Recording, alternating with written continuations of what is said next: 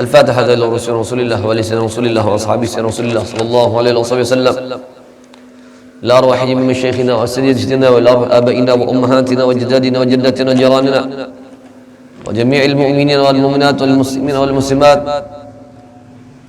خصوصا إلى أرواح أصحاب رسول الله صلى الله عليه وسلم الذين جمعوا القرآن في المصحف. الله تغشم بالرحمة والمغفرة ويعيد علينا البركات والصلاة في الدين والدنيا والآخرة على هذه النية وعلى كل نية صالحة جامعة لكل خير دافعة لكل شر بسر النبي وآل النبي وبسر سورة الفاتحة. أعوذ بالله من الشيطان الرجيم. بسم الله الرحمن الرحيم. الحمد لله رب العالمين الرحمن الرحيم مالك يوم الدين إياك نعبد وإياك نستعين اهدنا الصراط المستقيم صراط الذين أنعمت عليهم غير المغضوب عليهم ولا الضالين آمين. بسم الله الرحمن الرحيم. الحمد لله رب العالمين الحمد لله الذي جمعنا وإياكم بعد أداء فريضة من فرائض الله سبحانه وتعالى. الحمد لله الذي جمعنا وإياكم هذا المجلس الذي قال عنه صلى الله عليه وآله وصحبه وسلم إذا مررتم برياض الجنة فارتعوا وما رياض الجنة يا رسول الله. قال النبي صلى الله عليه وآله وصحبه وسلم حلق الذكر وفي رواية مجالس العلم وفي رواية المساجد. اللهم صل وسلم على سيدنا محمد مفتاح باب رحمة الله عدد ما في علم الله صلاة وسلاما دائمين بدوام ملك الله وعلى آله وصحبه ومن والاه أما بعد. Puji dan syukur kita haturkan kehadirat Allah Subhanahu wa taala yang dimana pada siang hari ini kita kembali diizinkan oleh Allah Subhanahu wa taala untuk dapat menunaikan salah satu kewajiban yang telah Allah taala wajibkan kepada kita. Dan juga kita harus bersyukur kepada Allah Subhanahu wa taala karena Allah sampai hari ini masih menyampaikan kita untuk beribadah di bulan yang sangat-sangat mulia ini. Terlebih kita saat ini sudah melewati 15 hari bahkan 16 hari di bulan Ramadan sudah kita lewatkan.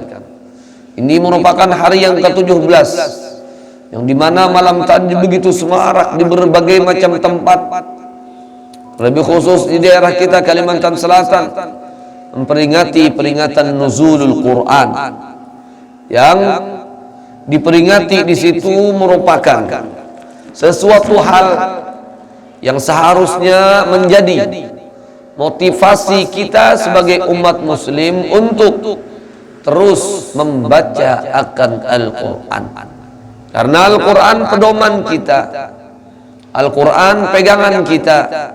Kalau kita ingin selamat di dunia maupun akhirat, maka bacalah Al-Quran. Segala sesuatu rahasia yang Allah Ta'ala ciptakan di dunia ini ada di dalam Al-Quran. Akan tetapi hanya sedikit orang-orang yang mempelajari, memahami akan isi daripada Al-Quran tersebut. Hari ini kita juga akan sedikit menceritakan tentang kapan awal mula terjadi Allah Subhanahu wa taala turunkan wahyu kepada baginda Muhammad sallallahu alaihi wasallam.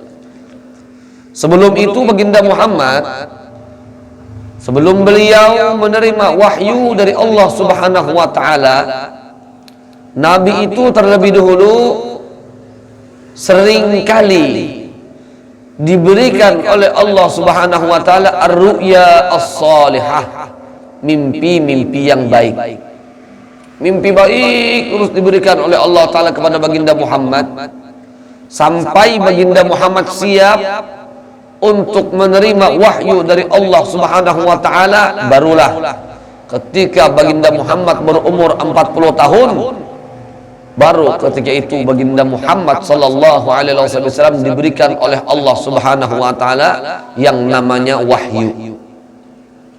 Akan tetapi wahyu diberikan oleh Allah Subhanahu wa taala manakala, ini perlu kita pahami, manakala baginda Muhammad sallallahu alaihi wasallam sudah melakukan istilah kata orang-orang sufi itu khalwah.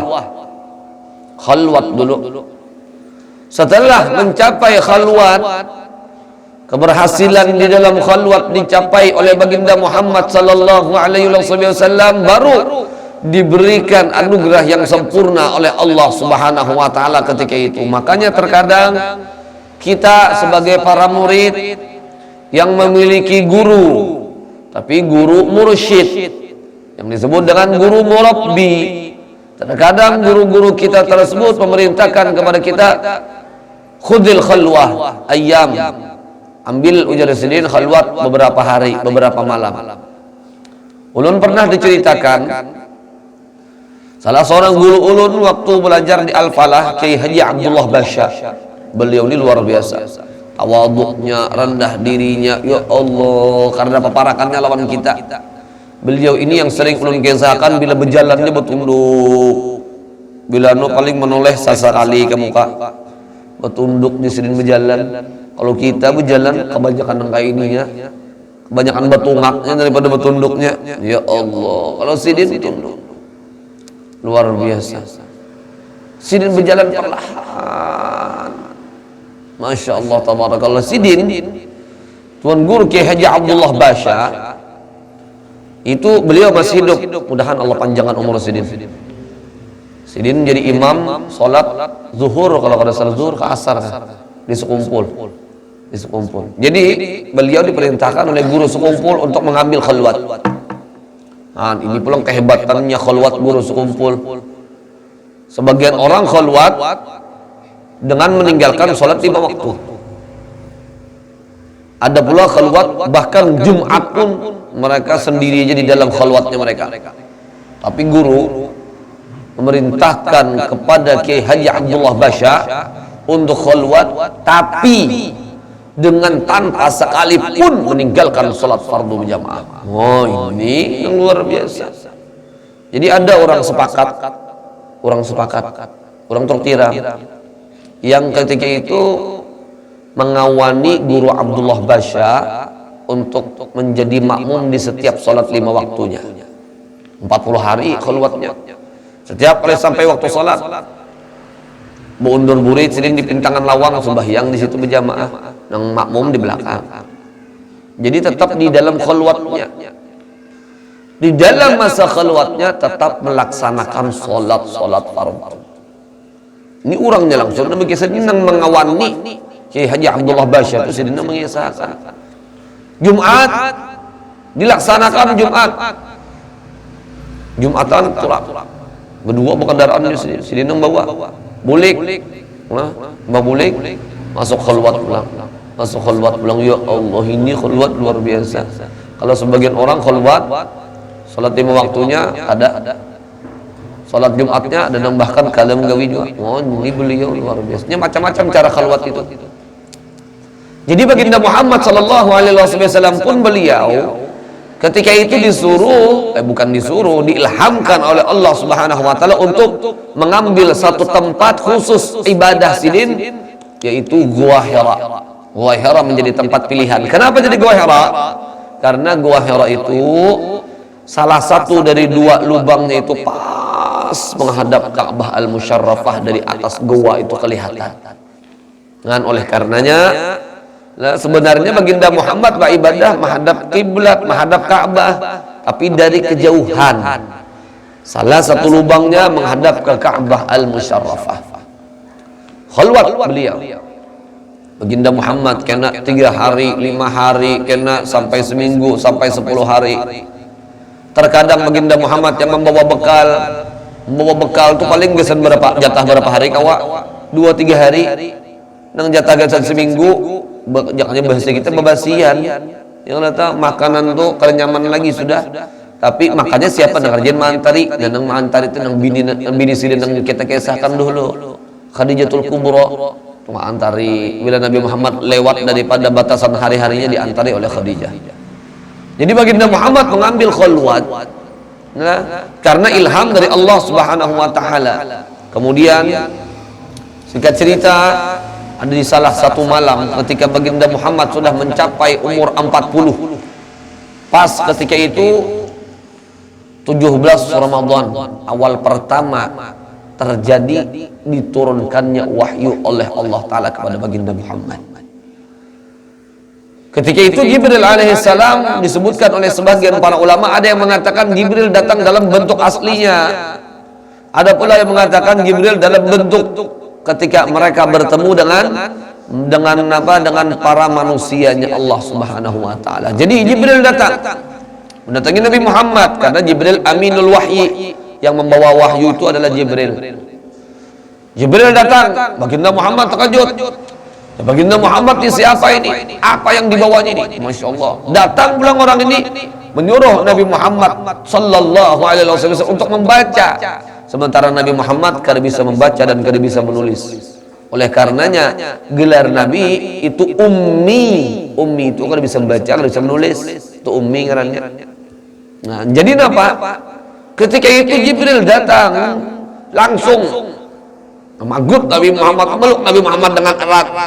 Muhammad, ya Muhammad, iqra ya Muhammad, baca wahai Muhammad. Ujar Nabi, ma'a Nabi qari, ulun kada bisa membaca.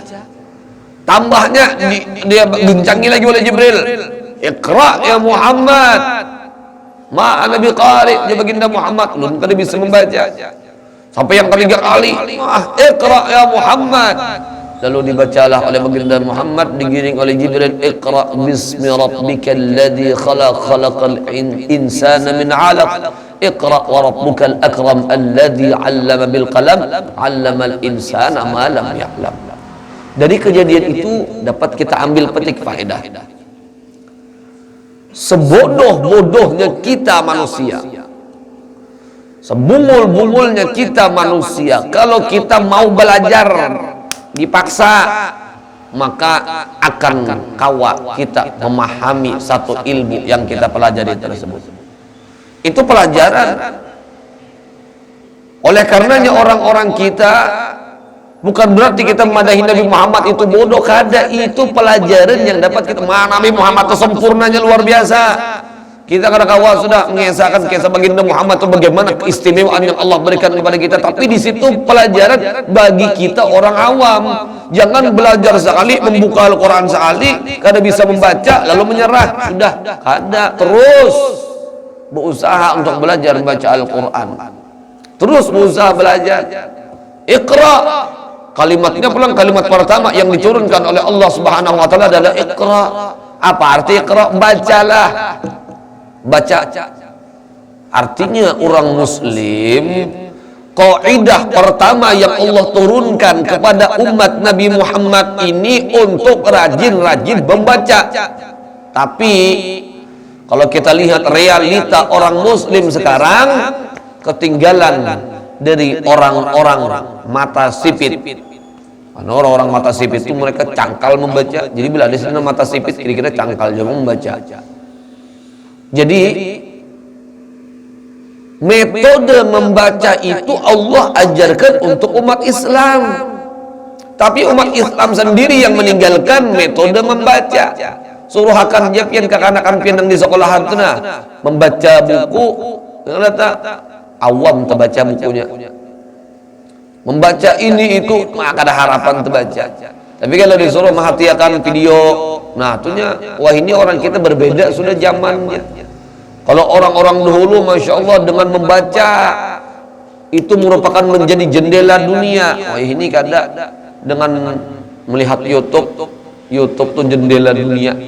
Biar kakanakan kita wah ini. Tapi banyak diwanang di situ, dibungulinya, didustainya.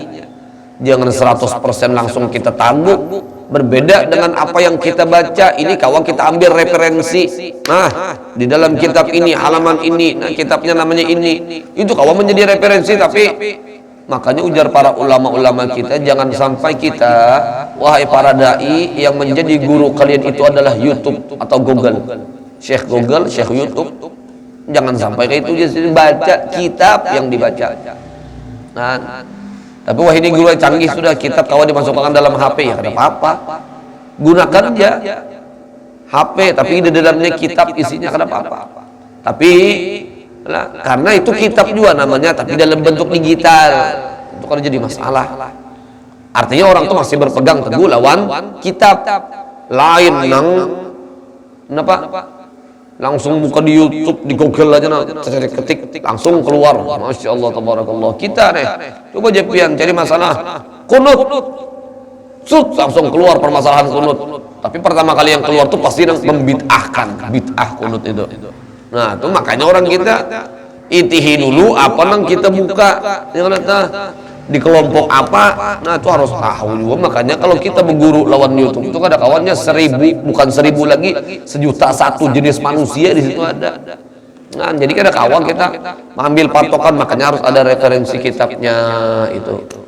Makanya diharuskan membaca tuh. Makanya kalau kekanakan kita wah ini Allah suruhkan membaca tuh alih mana sudah. Nyakun meitih daripada membaca. Karena beda zamannya sudah. Padahal coba kalau kita perhatikan negara-negara yang dimana mereka masih memakai dengan metode membaca ini, negara mana?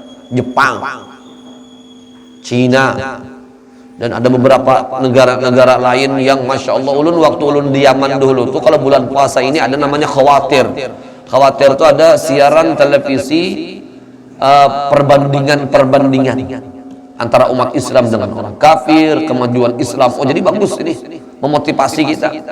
Jadi ujarnya masya Allah tabarakallah. Nah di situ dibandingkannya umat Islam yang sudah meninggalkan dengan metode membaca dengan orang-orang kafir yang dimana memakai dengan metode membaca, pada akhirnya negara mereka benar dikatakan negara yang maju.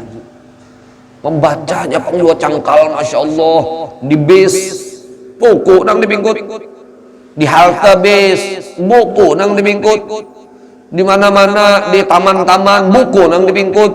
La ilaha illallah. Itu aja pian kalau kena percaya itu. Nah, di Cina, di Jepang mana kayak apa mereka tuh luar biasanya. Itu metode umat Islam yang harus dipakai oleh umat Islam tapi diambil oleh orang-orang. Makanya mereka tuh luar biasa dari segi pengetahuan. Masya Allah, tabarakallah. Di ulama-ulama kita masih ada, tapi sebahagian kecil dia lagi sudah nangka itu tuh, yang membaca kesana kemari, ada salah seorang habaib di Hadramaut itu, mungkin yang kami tahu salah seorang, tapi kira-kira banyak. Sidin ini masya Allah, ketika Sidin ini di dalam WC memesanni lawan anak murid, bila aku nakai dalam kamar mandi, dalam kamar kecil baca kitab dari luar.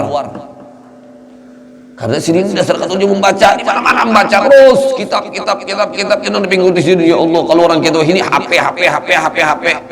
Bahkan HP itu nah bila pian tuh lah, kakak-anak pian tuh nah HP-nya ketinggalan, sudah di muka tolok tiram, pasti membuliki kalau nah HP itu. Itu. Bahkan tertinggal duit loh, tertinggal HP, akun tertinggal duit itu daripada tinggal HP.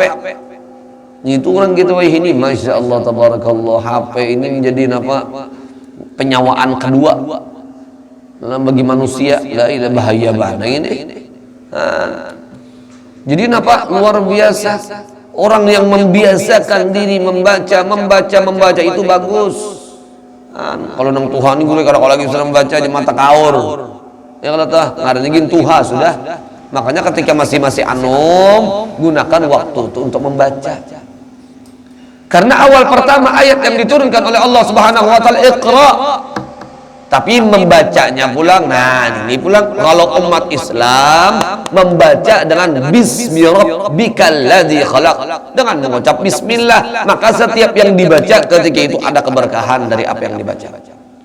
Makanya sudah pernah kalau di awal kitab dulu itu kita bahas, setiap pengarang kitab menyusun kitab pasti diawali dengan Bismillahirrahmanirrahim, karena di Bismillah itulah rahasia keberkahan isi-isi kitab itu. Bismillah. Oleh karenanya Iqra bismi rabbikal ladzi khalaq. Khalaqal insana min 'alaq, yang dimana ujar Allah Ta'ala manusia ini sudah aku ciptakan. Allah yang menciptakan manusia min 'alaq, dari apa? Dari rentetan-rentetan yang sudah disebutkan oleh Allah Ta'ala di dalam Al-Quran itu. Kita asal mulanya berasal dari mana?